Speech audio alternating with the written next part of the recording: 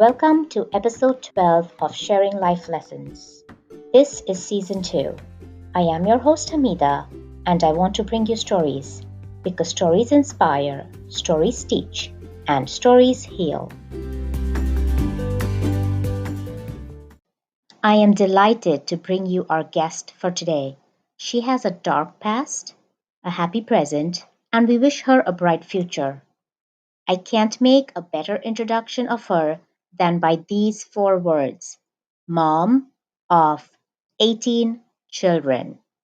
Everyone, let's welcome Jenn Taylor. Thank you for having me. Absolutely, absolutely. I would want to just ask you to start off by telling us a little bit about yourself, please. I'm happy to. I am mom of 18. We have 18 kids. So my website, and you can find anything on it, is at momof18.com. I've had a podcast for 3 years. It's called The Naked Podcaster. It's about bearing it all and sharing your story. I'm a speaker. I do a lot of motivational speaking. I've done that off and on for 30 years, and I really, really love that. I love connecting with audiences that have a real desire to make positive changes in their lives. So it was really important to me in speaking that, I've gone to conferences where you're all excited and ready to go, and then you leave and you have no idea what to do. And so my whole goal is to tell you, this is the effect it will have on your life, and this is how to do it. This is what that you need to do. I'm an author. I have a self-help memoir about my life growing up, and I live in Reno. I'm a runner. We're minimalists. So yeah, I do coaching and I have workshops, and my whole goal is to help people build their gratitude and their joy in their lives. Okay, so from everything you said, obviously the 3 things I'm catching up on is you're a Okay. podcaster just like me. I am. Your podcast is all about stories just like mine, Yes. and I'm loving that similarity. Um, 18 kids. We're gonna have to ask you more about that. Uh, and a minimalist. That's perfect for what's happening to us right now. We all are forced to be minimalists. I'm telling my kids, you have to watch what you're eating. You cannot waste. We are not going back to the grocery store for another 2 weeks. So that's perfect. You're already trained for that. So no, tell us about your 18 kids. We'd love to know more. I can do it pretty quickly. Yes. So Yes. Sure. I have this down, right? I wasn't sure that I would be able to give birth to my own children. I went through infertility. I went through 7 surgeries and all the medication you can possibly be on in infertility. And I hit the point after those 7 surgeries that in vitro was the next step. And I knew for me that was not an option. And I know lots of women who do it, and kudos for that. It wasn't my path. And I really knew that strongly. There was not a question in my mind. So I just told the doctor, who was wonderful, wonderful man. And I let him know, I'm done. I'm tapping out right here. So wean me off the medication. Interestingly, my book's about my life growing up, and I had grown up very similarly to how foster kids grow up, a lot of the same situations. And so in the back of my mind, I knew I wanted a family, and that foster care was the direction that I really wanted to go. Even if I could have kids, that was the direction I wanted to go. So my doctor weaned me off the medication. And I remember he was this small Asian man who was very soft spoken, and he walked into the exam room and he hugged me. And I thought, like, there's something really wrong. And he said, you're pregnant, and it's not because of anything we did. It's off of the cycle that we had you on. I don't know how. This is your miracle from God, and you will probably never be able to be pregnant again. That is amazing. She's 28. Her name is Brianna. So what that taught me, and he told me that my chance of miscarrying was very high. He told me that it was very possible I'd have really difficult pregnancies. It was a difficult pregnancy. And then as a side thing, she was born with a lung disease. That didn't have anything to do with my situation, but she was born with a lung disease. And I was told when she was born that if she was in really bad shape, and I was going to a birth center and a midwife, and my midwife said, something seems off, and I'm going to transfer you to the hospital. And thank God she did, because it saved Brianna's life. So I transferred to the hospital, a place that I lots of medical intervention. I wasn't really excited about, and they knew that there was something wrong, but we didn't know what was wrong. So they kind of let me know ahead of time that if she was in really bad shape, they would hand her back to me and let her pass away. And if they felt like they could save her, they would. She was taken away, and I didn't hear anything for about 11 hours. And then the neonatologist told me, we'd put her on support and something else would fail. And now she's the most critical baby in the NICU of 29 babies. If we had known how bad it was, we would have just handed her back to you. Once we start life support, we can't stop it.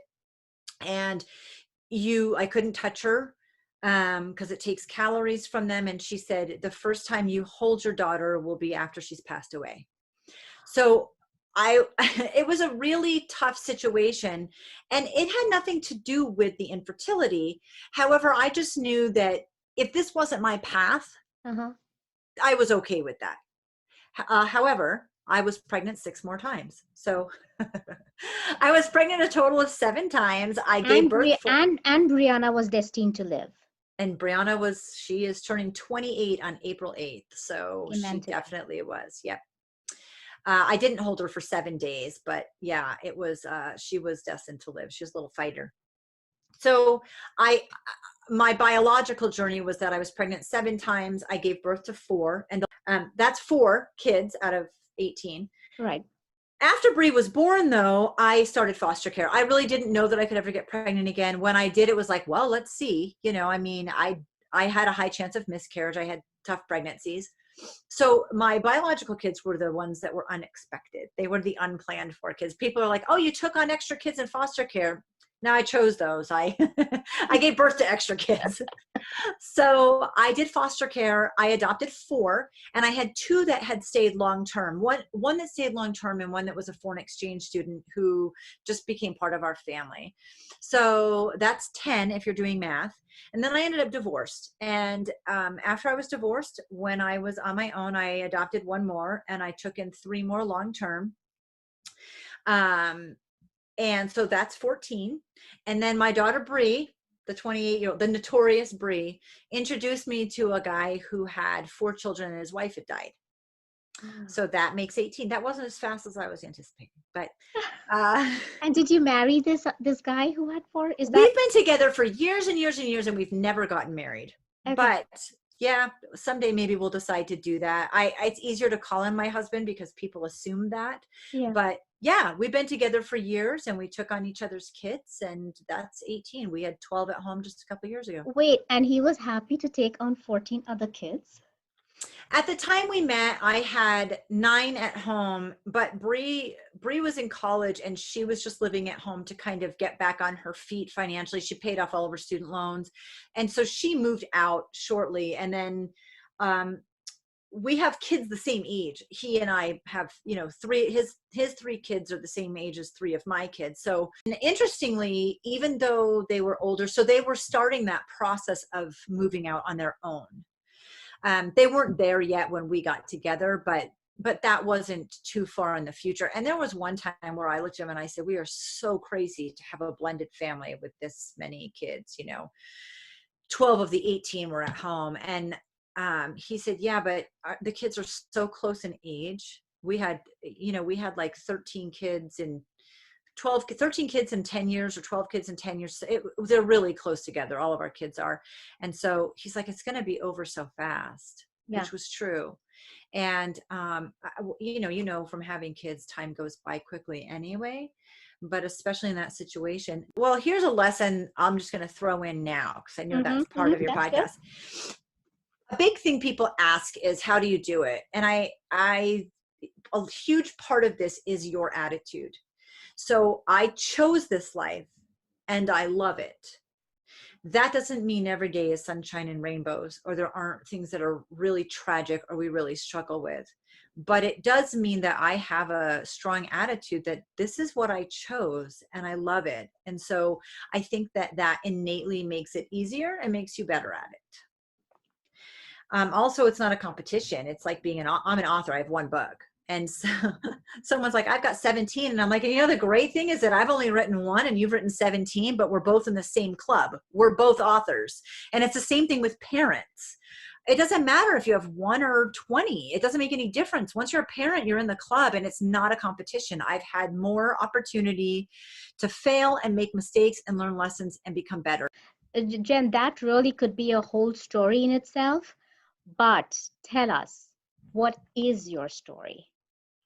Well, I was raised in dysfunction, and I had a 3rd grade teacher that made such a pivotal difference in my life. I felt seen by her, and I stayed it that way because I think a lot of us really just want to be seen for who we are. I was worth it. I was smart. I was important. I was special. I was all of the things that as a 3rd grade 8-year-old kid you want to be. And she made such a pivotal difference to me that I realized many things, and I realized them fairly young, not in 3rd grade, but it didn't take me to 40 to figure it out. Especially as a teenager and graduating high school and being on my own, it was real clear that we can make an enormous impact in the life of another person with a very short amount of time, and with just being ourselves, and without even knowing that we've done it. And so I kind of felt like the world is always watching. And so what do you want to teach? What do you want people to learn from you when they see you in passing? And it was important to me, and I'm far from perfect, but it was very important to me that they learn certain things, that no matter what the situation was or the struggle, there's a silver lining. Now we're in the middle of the COVID-19 situation. I think it's ripe with opportunity and positivity, despite the fact that it's a really tough situation. And I'm not minimizing the tough part of it. I'm saying that despite the tough part of it, what are the opportunities? What are the silver linings? And I think I just always had that attitude. It was maybe taught to me first by my 3rd grade teacher, and that lesson stuck with me, that she made such a pivotal difference to me just by being herself as my teacher. When I went back and found her 20 years ago, she didn't remember me, which was great. She was just a teacher doing her job, being herself, moving through her day and her life. She didn't single me out. There was nothing about me that screamed that I needed help. She was just being herself, and what a huge impact that she made in my life. And I wanted to kind of pay that forward. So one example is when we're in the drive-through at Starbucks, which is funny because I don't ever go to Starbucks, but this is very familiar for people, right? When you're in the drive-through at Starbucks and you hear the person's voice on the intercom, and you get to the checkout and they messed up your order. That's a situation where a lot of people get pretty irritated, and sometimes they're not kind with their words. Are you stupid? Did you not hear me? Did you not understand? But on the flip side, I've heard an intercom voice and thought, I don't know who this person is, but they are totally making my day. But we don't tend to take the time to mention that. It's very easy to notice the things that are negative. Our coffee's not what we wanted, but it's not easy for us to innately do the positive. So it's something that I challenge my kids with a lot, is make sure when you get to that checkout, I don't care if the order's correct or not, say, dude, I don't know what is going on with your day, but when I heard your voice over the intercom, my day got 100% better. So keep it up, because we don't know where that person is or what their struggle is or what they're going through. And so taking more time to highlight the positive things than we do the negative things is an easy switch. It really doesn't take any time out of our day. So my story is that I came from dysfunction, and anything that you imagine a foster kid going through. I was molested. I lost my virginity to date rape. I was out of the house. We were below poverty level. There was physical abuse. There was sexual abuse. There was lots of emotional abuse. I knew that it wasn't right, but I didn't know why, because kids don't have a comparison. I kept a bag under my bed to run away. I was pretty sure a couple times that my mom was the person that she was with was going to kill her because of the physical abuse. And that's how I grew up. That was my life. And I took that and those lessons There's a movie called Taken. I've got to find this clip because I use the example all the time and I mess it up every time. Liam Neeson is on the phone and he says, I have a very unique set of skills or skill set. And I'm going to use, he does this little talk and you're like, yeah, this guy is going to tear into some people, right? He's got this unique skill set. But I love that because when we do a resume, I did this job and I've got this certificate and this is my degree, and we do that, but we don't look at our lives in a sense of skill sets. So what did that teach you and how did it build your toolbox? We're all, when we're going through traumas, we don't realize that we're building a toolbox to survive. And those are skill sets. So, I learned to protect my younger sister and myself and survive. And I took that skill set and I taught kids that they didn't have to be on survival mode and protect themselves always, right? So my skill was that I helped teach you that you didn't have to live in survival mode, or that you were in a protected space, or how to recognize that, or how to feel safe and comfortable. In parenting, you get faced with situations like it's more urgent. It happens now. It needs to be addressed. It's a situation. And there are times I've yelled when I shouldn't have, or the punishment didn't fit the crime, so to speak. And so I think regardless, we have the ability to ask for grace. And so I'm very honest with my kids, like, hey, I'm sorry I yelled and I got upset. I absolutely reacted to that. And that was my fault. Having said that, in this situation, how I felt and the things that I was trying to convey to you were accurate. I did not do well in the presentation. Or, you know what, the punishment didn't fit the crime, so I'm going to throw it out and we're going to start over.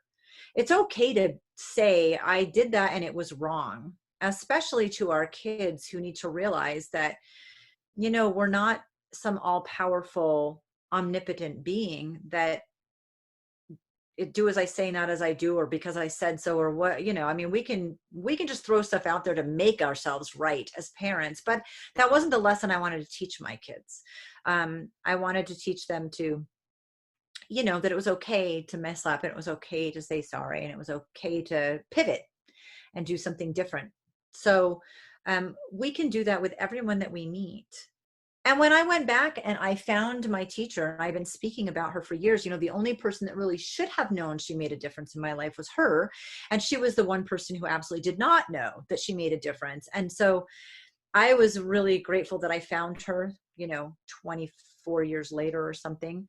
And she did not remember me. And I went to her she was still teaching third grade. I went to her third grade classroom, spent the weekend visiting with she and her family. And, the best thing that we can do is let somebody know what a positive difference they've made in our lives. So that's a huge workshop. That's a workshop that I do. It's a huge exercise. It's time consuming. It's emotionally exhausting in a very good way, but it's still very emotionally exhausting. I did it for my book and it was a happy accident. And I realized it has such an impact when you really go back and think about the people that have made a positive difference. And you're also thinking of your traumas and your struggles as skill sets instead of the negative side of it. So when you start putting together this list of skill sets and the list of people that intervened in a positive way, you have a whole different blueprint of looking back at your life that's really empowering and beautiful. And it lets you see that you went from, my third grade teacher to a different person that made a positive impact, to learning a skill set, to a different person that made a positive impact, and kind of those threads that go through your life that are building your character. And then you have the ability to decide what you're going to do with that information and what you want that to look like and how you want to present it in the world. And then, Jenn, do you at some point realize that thread that you have been coming across of people who are making those positive impacts on you, do you then see how you have been, or like you said, your character is formed by it, but Yep. then how you are making the same difference in other people's lives because you have experienced it? Is it conscious, or are you just subconsciously making difference in other people's lives? I think in the beginning it was probably unconscious. And I want to make a point that when you do something like sign up for foster care or do adoptions through the foster care system, you know, I did a couple private adoptions and a couple that were through CPS. You think about all the paperwork is geared towards who am I? What training do I have? What can I bring to the table? What am I offering this child or these children? How can I make a difference? It's very egocentric, you know, it's about me making a difference to those kids. What I would have to say is that although it wasn't like, yeah, look at me, I'm going to go out and take this kid in and make it all better, because it's not that cut and dry at all. And I knew that from the beginning. But I think because it's geared up towards what are your credentials and how are you going to make an impact, what you don't realize is that you don't know when you're making an impact. The moments that happen with each child are totally different. So I may feel like I'm doing this we do this exercise at dinner almost every night for like 26 years or 25 years. You know, I do the same thing. We do the same thing at dinner. And in my mind, doing that is going to make a positive difference over time. And that may not be the thing that did it. So I think what you have to recognize, you have to take a step back and realize that what you're doing when you're trying to make a difference might not be. And what you're doing when you're not trying might be where you're making a difference, and that you might not know. One of my daughters, who's now 31, she came into my house when she was 9. She stayed off and on until she was 17. She's still my daughter. You know, I mean, she's wonderful. She was one of the long-term kids. And recently she said, do you remember that time I pointed to a hill and I said, I wish I was able to climb that hill? And I drove her there and I said, okay, you're going to climb the hill. I don't remember this at all. I don't remember doing this. I see. And she said, I did. I climbed the hill and I said, I don't think I can. And you were like, no, you can. You just have to, take your time, go slowly, whatever you need to do, but just do it a little bit and climb the hill. And she said, I climbed the hill and that was one of the most empowering lessons I ever learned. I don't have any memory of it. I wish I could say I had this whole grand plan and look at me being all wonderful. It does not work that way. Yeah. It just doesn't work that way. I did something on instinct and impulse because she didn't think she could do something that I knew she could do. So I was like, let's go. We're going to get this done. And so it was like a normal parenting thing that I didn't give any thought to at all. So where I'm doing this dinner exercise every single night, she may not have any recollection of that, but man, she remembers climbing that hill and knowing that she could do anything. That's a really good story. So we have to realize that when we're trying to do it, it's very possible. It's good to try, but it's very possible that those are not the times that are going to have the greatest impact. And the times that do are going to be things that we don't really remember or realize made that big of a difference. And so for me, I hope a lot of it is unconscious. I hope it's who I am. I think that's who my teacher was. She was just being herself. It was very unconscious. So I hope a lot of my parenting has been climbing the hill, and it's not trying to, I don't want to say force, but create, a teaching moment. And I think that balance is important. But the thing about the conscious and the unconscious is that those kids made a bigger difference to me than I will ever have made to them. Can you talk us through an event or a story from any of your kids' lives where you thought they made a difference to you? Wow. Well, yeah. Anything like the story I just said, you could flip around. Yeah. I did this thing I don't even remember, but she remembers it. And it happens in these slivers of moments in between. Sure. It's like the breaths in between, that's kind of when those big moments happen. I had a daughter once.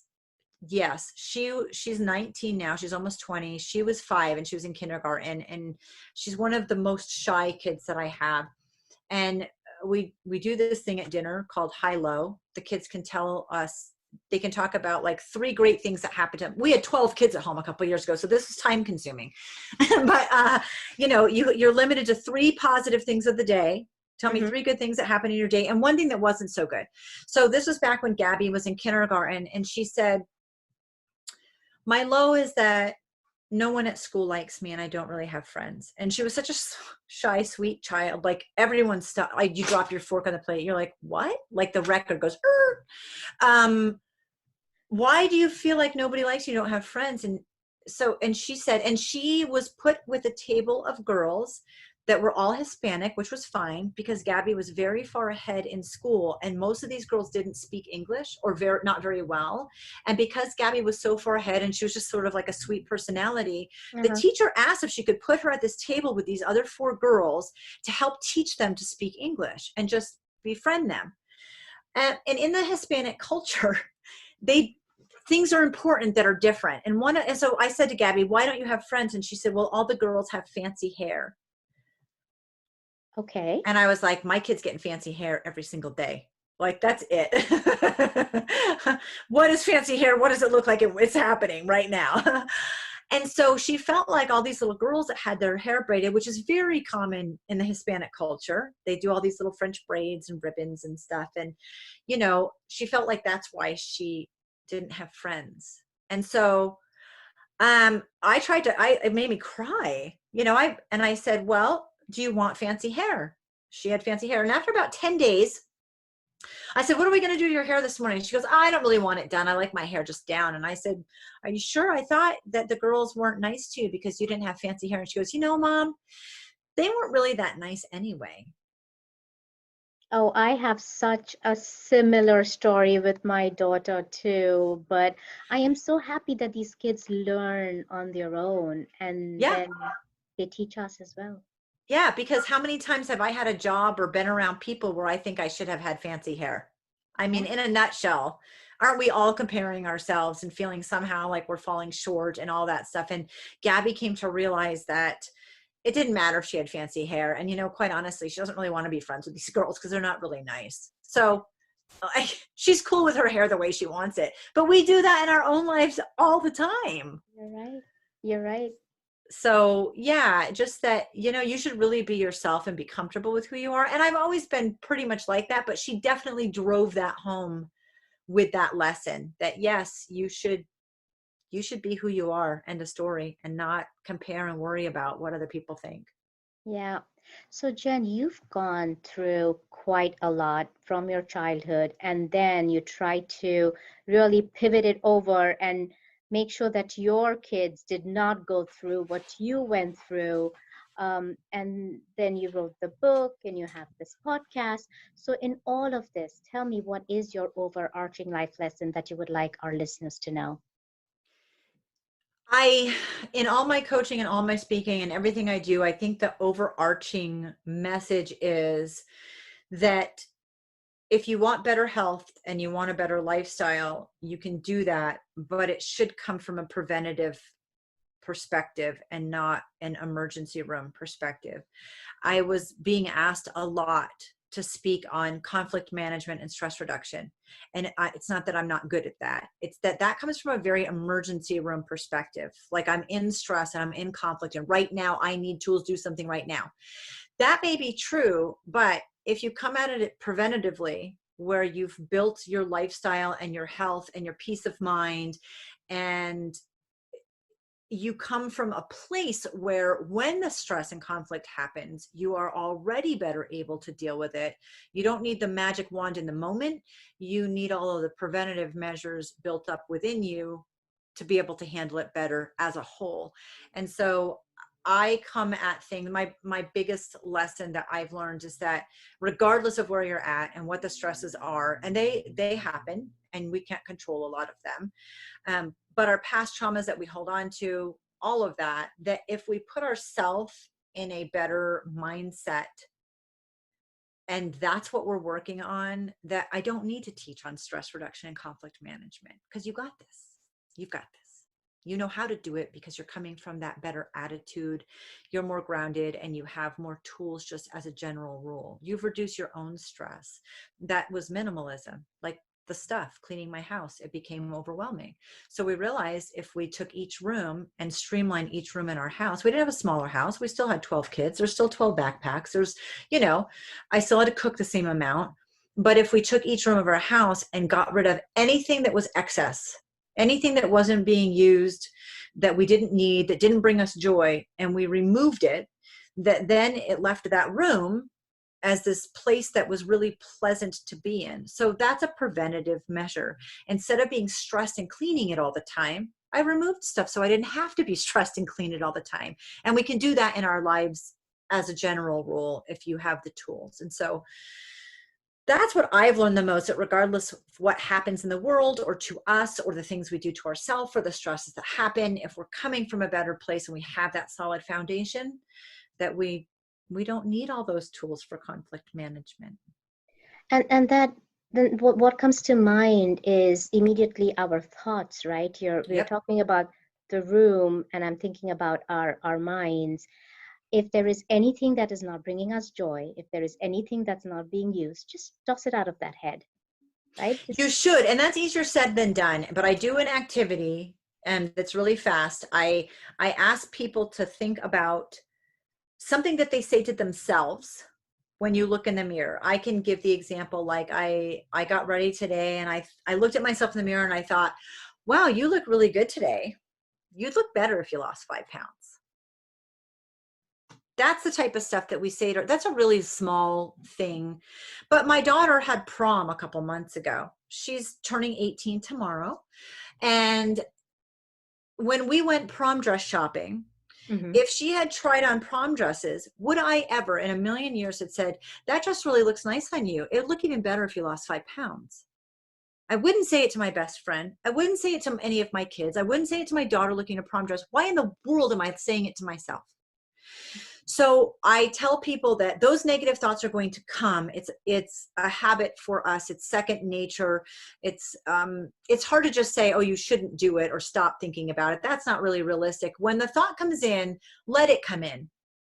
Say it out loud, examine what it is, decide if you would say it out loud to another human being. And if you wouldn't, then you have to realize that you need to treat yourself with a higher regard, and you need to flip the script. You need to turn that around, and it's not something you can just look in the mirror and I can say, oh, you'd look better if you lost 5 pounds, and say, oh, you shouldn't think that. That's not very nice.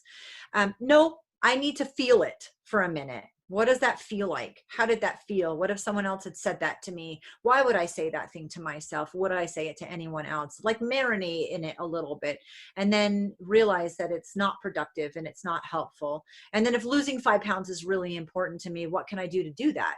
If that's something that I'm clearly hung up on. So I think we need to actually let the thoughts in and marinate them and see how we feel, and then alter them. That is a great tool that I guess is coming out of your toolkit, and I'm sure you have a pretty big toolkit from all the experiences that you've had. This was great. I loved this dialogue, Jenn. Thank you so much for sharing your life and your story and your life lessons with us. And stay safe and be healthy, and hope to talk soon. Thank you so much. Listeners, before we end this show, let me emphasize the life lesson that Jenn shared with us. She said it all depends on your attitude. And of course, from a mother of 18, we have to take away a parenting tip. And the one that I took away was, it is okay to ask for grace from our kids and be honest with them. It is okay to say that I did that to you and I was wrong and the punishment did not fit the crime. And so let's toss the punishment out and start over. I hope you enjoyed listening to the show as much as I enjoyed recording it. I will be back again next Wednesday with episode number 13 of Sharing Life Lessons. Until then, be happy and be well.